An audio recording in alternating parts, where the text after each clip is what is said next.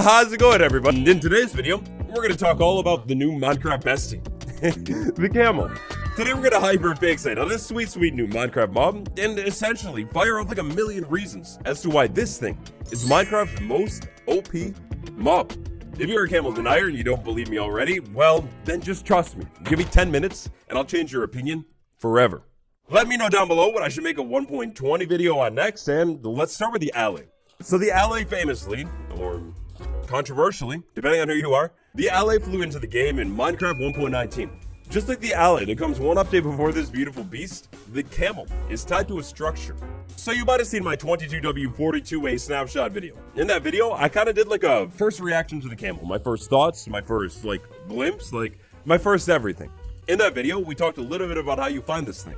If you know where a desert village is in your world that you've never been to, which I don't know how that's logically possible, but anyways, a desert village. This desert village is kind of a swamp village too, so this is perfect.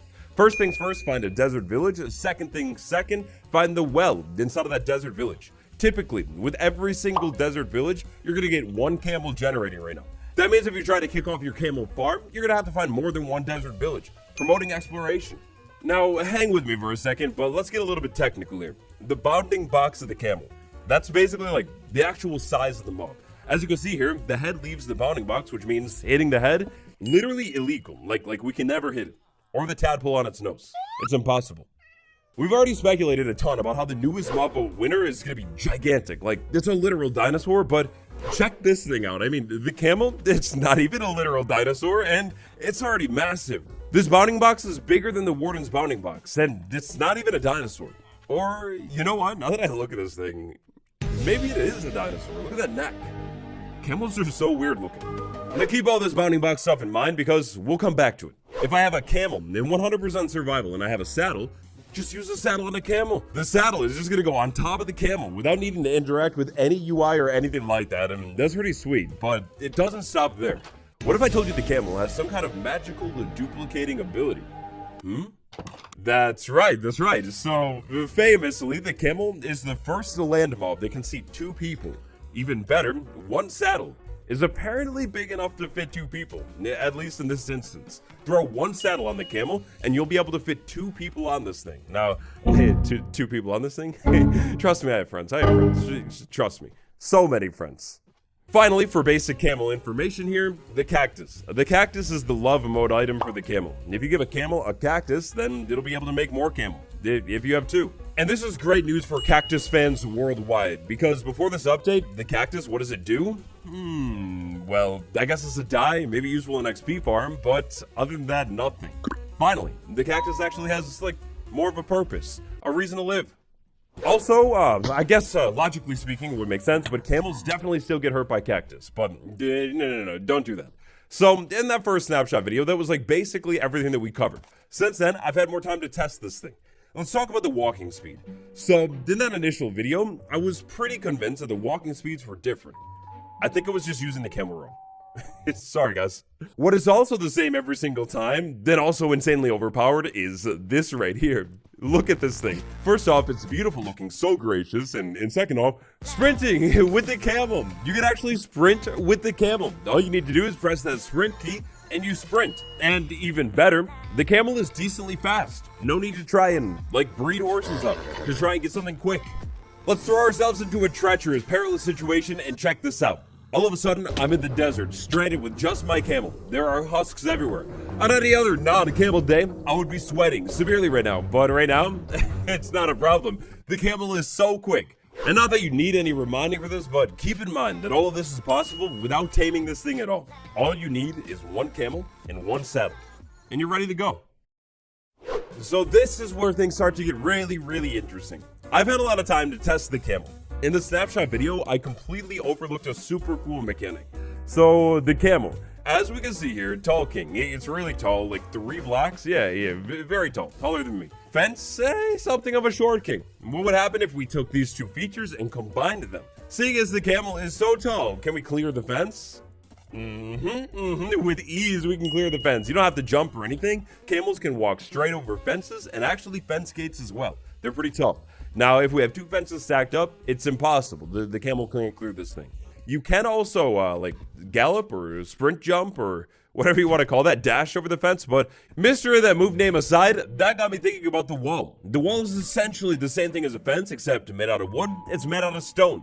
As we would expect, the camel can also clear the wall. Not a problem at all. And that made my mind go over to a quick block test. So we have 2 blocks stacked up right there. That doesn't work, but we have a block and a half. Basically the same thing as a fence. Yep, 100% that works. A little bit shorter here. I mean, I guess logically if that works, this will work. And yeah, sure enough, that works. How about this? The enchanting table, as you can see here, is a little bit taller than a half slab. Can the camel walk over the enchanting table on a block? No. It seems like the camel's limit here is going to be a block and a half. Bounding boxes. I hope you kept them in mind because that's what we're going to talk about again.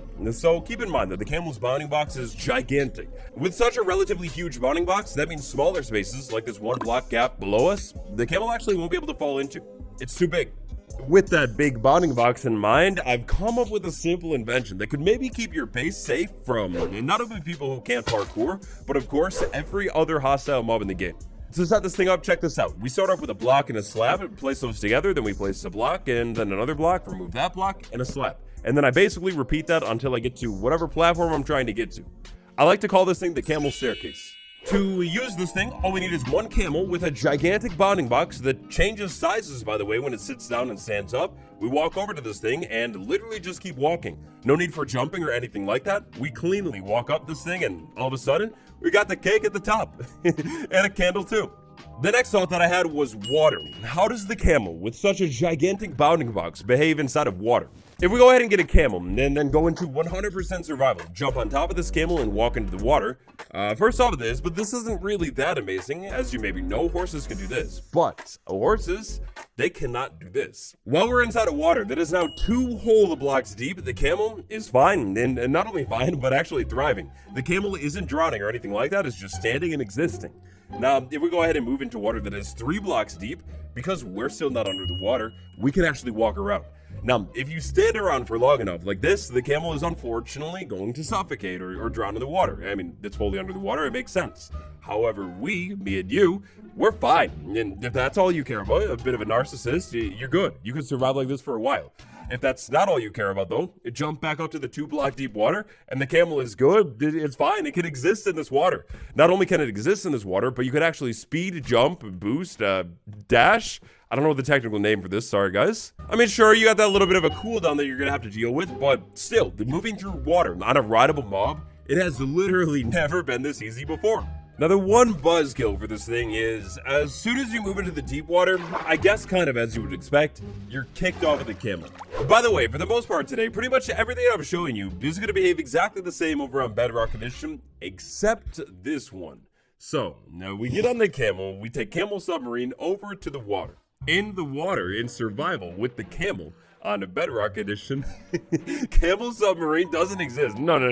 I mean, it kind of does, but more so, Camel Titanic or Camel Boat actually exists. On Bedrock Edition, if you hold down space or like swim, you can actually swim with the camel in the water. That's definitely a bug. 100% it's not meant to work like that, but it does. Camel jumping. It seems to be the same from camel to camel. Like every camel has the same jump, which is about the amount of space in between these 2 black lines. The further you charge the camel's special, of course, the further you're gonna go.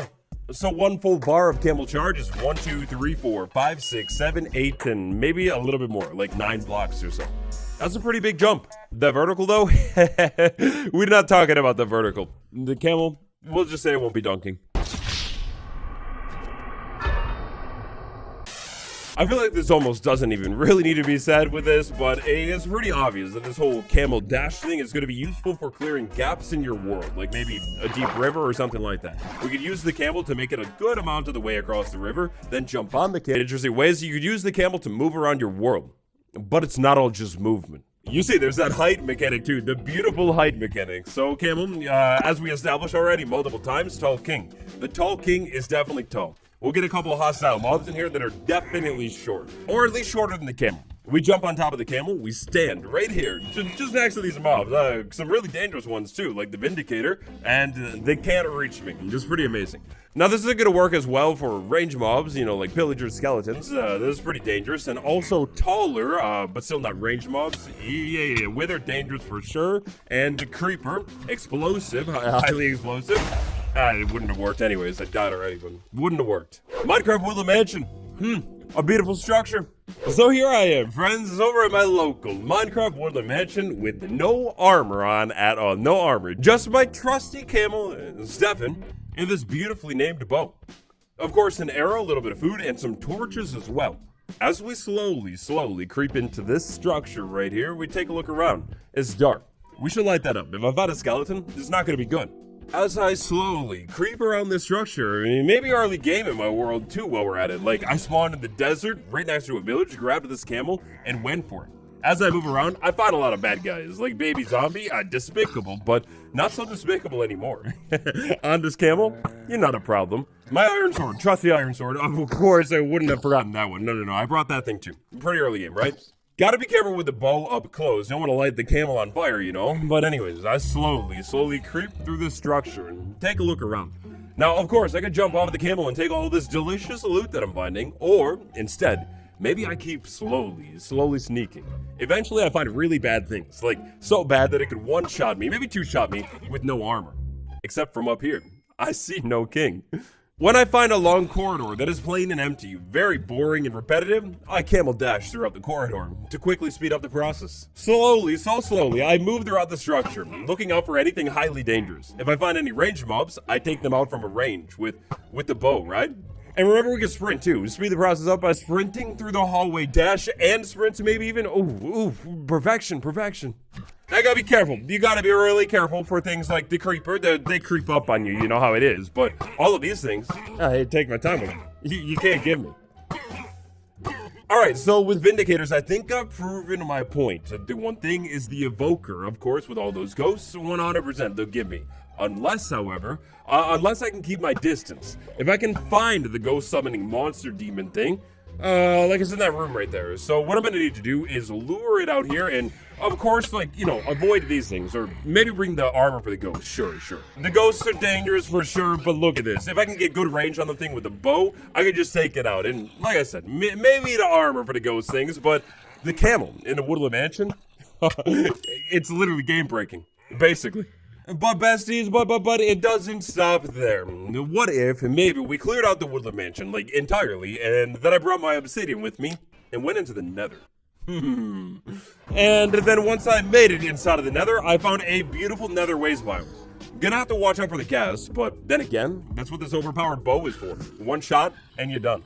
Oh, my friends, my good friends, a brand new gold farm meta has been unlocked. Here we are, inside of the nether waste biome, looking for the zombified piglin. Go ahead and aggro them, they're gonna charge at me. Being so high up, like I am, you know, up on top of this mountain, all I need to do to farm the gold in the nether is stand right here. Definitely need to be careful about these blocks right there. Don't let the piglins too close to you. But I stand up here and maybe with the bow, I just go ahead and take them out.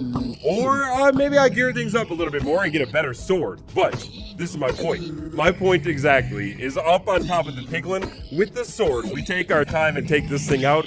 It's a moving gold farm. This is a moving, really easy piece of cake gold farm. You move around a little bit to, of course, you know, like draw even more piglins in. And all you do is take them out. If you're doing this, 100% don't walk in the fire. The camel burns. I tested it in magma. I tested it in everything. It'll burn. It's not good. 100% bring gold armor so you don't have any problem with a ranged piglin. Also, maybe consider a beefed up sword. You know, something really good to make it worth your time. This super insanely easy movable gold farm, oh, that's it. Just to make sure that you're being careful with the piglin. Sometimes they can hit you, so be careful. But for the most part, you should be pretty good. Whenever you hear a gas, get that overpowered bow out, take the gas out. Whenever you take a little bit of damage, maybe you have a better armor with you. You can do something simple like this to maybe make the setup a little bit more safe, but I do recommend moving while using this gold farm. It seems to work a little bit better. But I mean, it's a whole lot better than all of that work required for a big gold farm. Yeah, I think it's safe to say that the camel is pretty OP. Okay, but What do you think about the Minecraft Camel? Have you discovered another cool use for this thing? Tell me all about it down below.